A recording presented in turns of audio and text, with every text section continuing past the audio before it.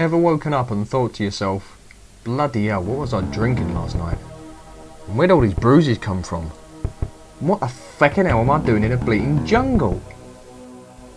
Meet Flashback's protagonist, Conrad Hart. Conrad is having a day he'd just rather forget. The intro places you on Titan, one of Saturn's moons, minus your memory. You then have to make your way to New Washington to get back your memory, and to earn enough money to take part in a Running Man style game show to earn yourself a ticket back to Earth, where you then infiltrate the enemy base on Earth before finally heading to the alien homeworld to do something about them taking over your planet. Did you get all that? Good.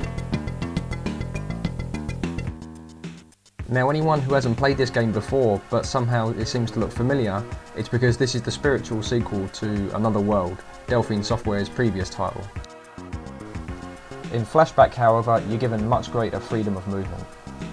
You can run, jump, roll, shoot, and the whole process is just so much more fluid.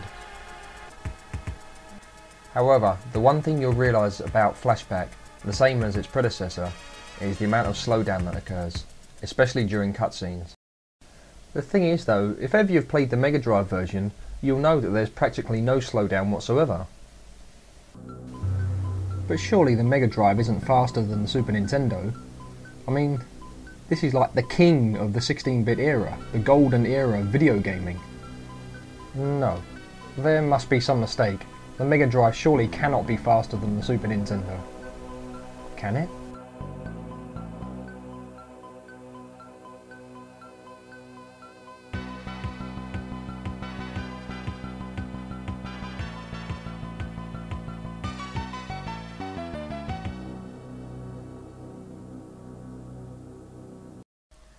Yep, that's right, read and weep, Nintendo fanboys. When it comes down to sheer raw processing power, the Sega Mega Drive has Nintendo's machine licked. Now, in all fairness, the Super Nintendo does have extra graphical capabilities, which if used properly takes a whole lot of pressure off of the main processor.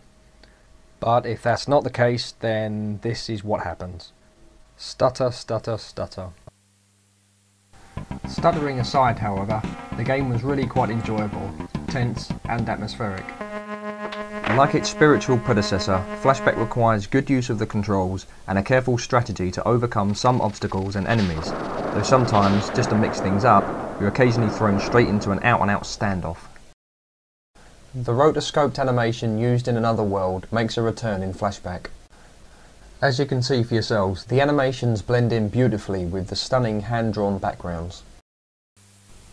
Rather than saturate the game with action-packed music, Flashback settles for a more reserved approach.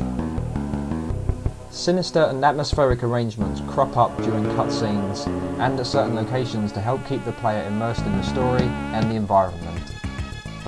However, because of a previously mentioned lag issue, the music and video never actually sync up. If the music finishes before the video, it simply loops over again.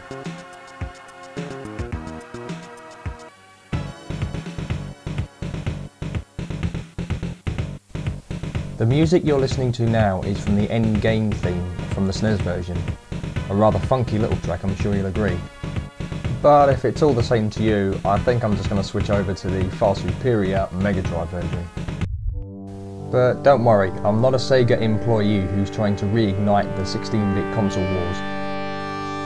Honestly. Flashback is another classic title from Delphine Software, the makers of Another World. Only this time the gameplay mechanics are far more intuitive in this adventure that looks like a cross between Total Recall and Blade Runner.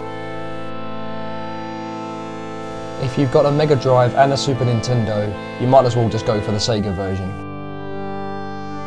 If you decide to opt for the Super Nintendo version, you're not really getting a bad game at all, but with the lagging issues and with the better music on the Mega Drive version, you're really better off getting the Sega game. 16-bit arcade graphics. You can't do this on Nintendo. I hope you enjoyed the review. This is Goomba, signing off.